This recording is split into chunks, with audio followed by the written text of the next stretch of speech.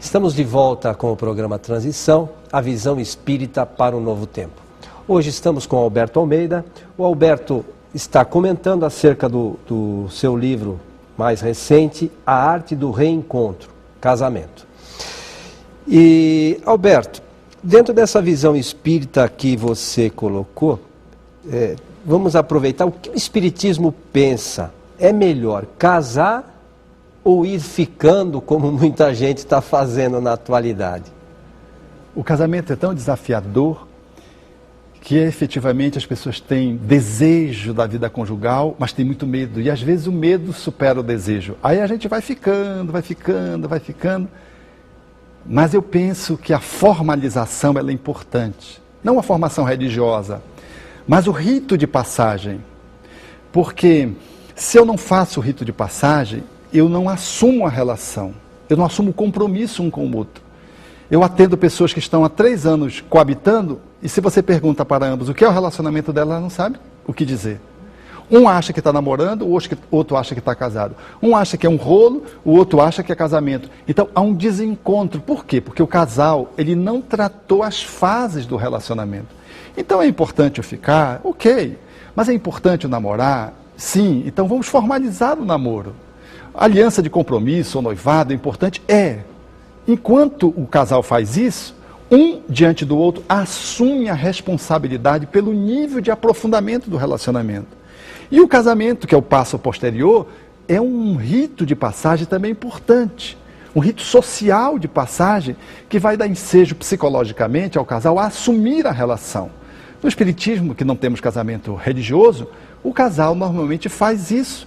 Chama os amigos, formaliza a sua relação perante um juiz, em cartório, faz uma comemoração singela, ora em família, porque não há oração especial para casamento, como não há oração, toda oração é especial, né? Então, esse rito, esse varal onde você vai vencendo as etapas, ele ajuda o casal a se casar melhor, a assumir a sua parte na relação, a dar conta da responsabilidade de um com o outro e a não fazer, como a gente vê, pessoas lesadas, porque estão convivendo há 4 anos e saem simplesmente, não, eu cansei. Mas o que é que... Não, nós estávamos juntos. Mas o que é que eram juntos? Aí a gente, para um é uma coisa, para outro é outra. Aí a pessoa que fica abandonada da relação se sente lesada. Porque achou que o casamento era casamento, o outro achou que era só convivência, e cada um dá um nome. Então, é muito importante nós nominalizarmos o que é a nossa relação. Assumirmos esse papel social, porque isso vai nos ajudar a funcionar melhor a relação de andamento afetiva, de tal modo que o casal, às vezes, vai para o nível judicial, porque reivindica a união estável, o outro abandona ou a outra, e a pessoa, não, eu estava casado com você. Aí vai para a esfera jurídica, porque tinha união estável, tinha mesmo, e reconhece juridicamente o casamento, mas o casal, duplamente ou reciprocamente, não reconhecia isso, só uma das partes, que reivindica quando o outro o abandona.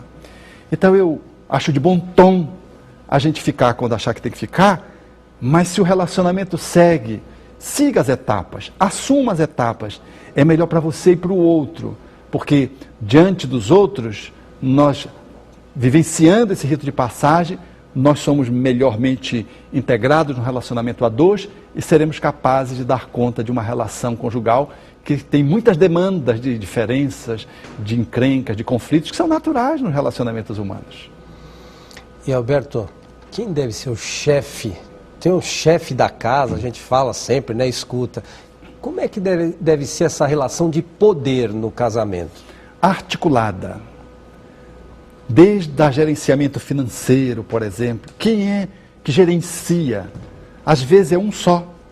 E esse que gerencia o financeiro quando desencarna, o outro não sabe nem aonde e nem como faz para poder se valer das contas bancárias, do supermercado. Então, o casal, ele precisa, até do ponto de vista financeiro, eventualmente, fazer uma troca de posições.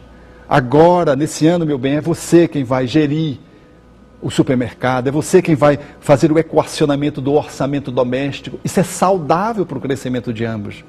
Numa relação a dois, o poder da racionalidade, o poder da emocionalidade, ele precisa ser compartilhado. Porque enquanto eu trago uma racionalidade muito apropriada e a minha parceira traz uma emocionalidade, por exemplo, muito legal, nós podemos fazer uma partilha. Eu aprendo a exercer o poder emocional que ela tem, ela aprende comigo a exercer o poder racional que eu tenho. Sem que eu me valha desse poder para dominá-la racionalmente, ou ela emocionalmente para me manipular. Nós aprendemos um com o outro, de acordo com os conteúdos evolutivos que trazemos, com as nossas aquisições e conquistas que trazemos, nós colocamos isso a serviço da troca, do partilhamento, e não do domínio sobre o outro. Quando um casal, ele começa a viver o domínio, ele gasta muito tempo nisso. Ele desperdiça muito tempo do prazer, da alegria da troca, do compartilhamento, porque ele briga muito, porque ele envolve então uma disputa. Então a disputa que o poder embute, no sentido da superação um sobre o outro, ela tem um desgaste que vai arranhando, esgarçando a relação. Mas se o poder é um poder amoroso, é um poder do encontro, é um poder da troca, pelas vias da amorosidade e da pureza, eu não tenho a preocupação de ser mais do que você. Então eu troco, eu ensino você a ser racional, você me ensina a ser emocional, eu ensino a minha dinâmica intuitiva, você compartilha a sua força física comigo, e assim o casal vai aprendendo com o outro, e os filhos vão aprendendo o que é um casamento, porque um casamento não se improvisa numas vésperas, fazendo um curso de noivos. Isso não existe, isso é apenas informações. Nós aprendemos a casar vendo os nossos pais se relacionarem. É um curso ao longo da vida. Tanto é assim que nós repetimos nas nossas relações conjugais aquilo que aprendemos com os nossos pais. Erros e virtudes nas nossas relações. Repetimos erros que até nós criticávamos no nosso pai e nossa mãe, quando a gente vem estar fazendo a mesma coisa com a esposa. Porque o exemplo é modelar. Então, o casal bem casado, ele está ensinando os seus filhos mais tarde a serem bons esposos e boas esposas. E hoje a gente vê muito, principalmente em novelas, uma questão que é extremamente complicada, a meu ver, é claro, que é essa questão da traição. Como é que a gente pode trabalhar essa questão traição e perdão, Alberto? Um casal que não esteja bem e que não tenha valores ético-morais e que esteja muito vulnerável, carente e que tenha muita encrenca no seu relacionamento, muito lixo não digerível, não digerido, corre o risco de ficar vulnerável a um relacionamento externo. Porque quando o casal está bem articulado, não há espaço para uma terceira pessoa. Quando chega uma terceira pessoa, normalmente envolve aquela dupla que está fragilizada, de abandono, de agressões, de desprezos, de menosprezos, de ausências. Então, o casal está se ressentindo e não está olhando para aquele casamento que está adoecido. Se o casamento não estiver adoecido, não tem espaço para um outro homem, uma outra mulher na relação. Mas se a relação está fragilizada, alguém pode se aproximar e comprometer a regularidade e a estabilidade daquela relação que já está por si mesma instável, adoecida.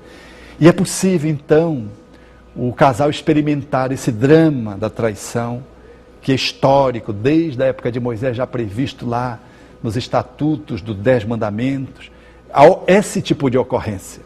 Nós somos chamados a desenvolvermos a nossa capacidade de amar, a um ponto de, se o casamento tiver chances, podermos rearticular essa relação. Às vezes, a traição, ela finaliza um relacionamento que já está quase morto ou morto. Ela apenas finaliza, mas finaliza de uma forma deselegante, às vezes com machucaduras. Às vezes não. Às vezes a traição ela ocorre numa dinâmica de fragilidade, mas o casal tem chances de retomar a relação, de se reacasalar. E o perdão é essa via. Vai demorar um determinado tempo e vai variar de acordo com cada um é capaz de fazer da relação. Depende como cada um configura aquele ato da traição. Porque uma traição sempre é a 3, às vezes a 4, porque às vezes o outro também, ou a outra é casado também com quem há o envolvimento. E num olhar mais abrangente, há efetivamente responsabilidades múltiplas ali. Não é só o que trai o traidor. Quantas vezes o outro parceiro empurra o outro para a traição, indiretamente, inconscientemente. É um assunto de muita complexidade que o julgamento não deve ser posto arbitrariamente ou levianamente. Foi por isso que Jesus propôs o não julgueis. E diante da mulher disse, eu também não te condeno. Era um processo de traição. Mas ela traiu com quem? Se foi em flagrante, cadê o outro homem que traiu com ela? Não foi trazido para a praça pública. E a lei de Moisés mandava apedrejar o homem e a mulher.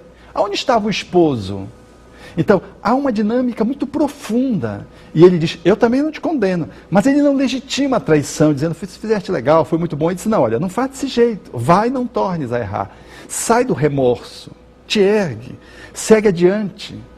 Essa proposta de Jesus é a proposta espírita, de olhar a traição como uma possibilidade de eu ampliar a minha capacidade de amar pelo perdão, se o casamento tem possibilidades ainda de ressuscitar essa relação. Um casal que supera uma traição, ele faz como um osso que quebra, né? Onde consolida, dificilmente quebra naquele lugar. Ele cresce, ele aprofunda. E às vezes aquilo que poderá ser a finalização de um relacionamento é o processo do reflorescimento, depois que o casal investe num tempo onde tem que haver o perdão, o auto-perdão da pessoa que traiu, o perdão do outro, que é a mágoa que fica. E à medida que esse processo vai se dando, é bonito ver o casal conseguir superar isso. É possível, na minha experiência profissional, eu vejo isso todos os dias, como uma possibilidade da superação. Agora, quando a traição chega num casamento que já está agonizante, ele apenas acaba de celebrar o término da relação. E aí tem que se trabalhar o perdão, porque mesmo separado da minha parceira, do meu parceiro, eu não posso levar aquela mágoa porque isso vai me fazer mal. Eu preciso mesmo assim perdoá-la. Mesmo que não fique com ela ou com ele. Porque o perdão faz bem a quem tem o perdão, a quem dispõe do perdão. Porque se eu me separo e continuo magoado, eu fico ferido, aquilo me adoece. E eu vou levar isso para outra relação se eu quiser reconstituir-me com uma outra pessoa. Isso vai como ciúme, como insegurança, como raiva da mulher, raiva do homem. Vai como uma sombra que me persegue. Então, o perdão em qualquer circunstância, mesmo no reacasalamento ou não, ele é remédio indispensável do amor para o casal que é desafiado por essa ocorrência. Tá, nós estamos chegando no final, e aí eu queria pedir só para você, Alberto, que dissesse para os nossos amigos qual é a visão do Espiritismo sobre a separação. A separação é justa quando o casal não consegue manter o relacionamento e começa a lesar de tal modo o outro, cujas mágoas, o desrespeito, raiando muitas vezes nas violências emocionais, psicológicas e às vezes ameaçando até a violência física, se transforma numa evidência que vai se estabelecendo aos poucos.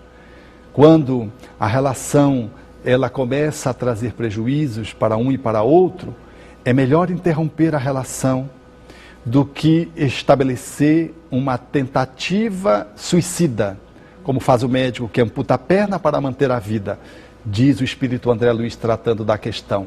Então, a separação ela surge como a medida menos pior, porque o Espiritismo é a favor do casamento, da relação, da manutenção, da família. Por isso eu diria, insista quanto possível para que a separação não seja a necessidade que se impõe dentro da conjugalidade. Ame mais um pouco a cada dia, fortaleça a sua relação, não jogue para debaixo do tapete, porque isso só está acumulando. E quando você quiser olhar, às vezes já não há mais tempo, não há mais possibilidades emocionais de resgatar o relacionamento, cujas dores, mágoas, ressentimentos foram se acumulando a tal ordem que a separação se torna inevitável. Roberto, queremos agradecer você por estar conosco, trazer todos esses esclarecimentos. Esperamos tê-lo de novo em outras oportunidades. E aos nossos amigos de casa, nós queremos deixar o nosso abraço, lembrando sempre que o nosso programa poderá ser revisto no nosso site. Esse e os demais, estarão sempre à disposição de vocês de casa para acessar a qualquer momento. Então, até o nosso próximo Transição, a visão espírita para um novo tempo.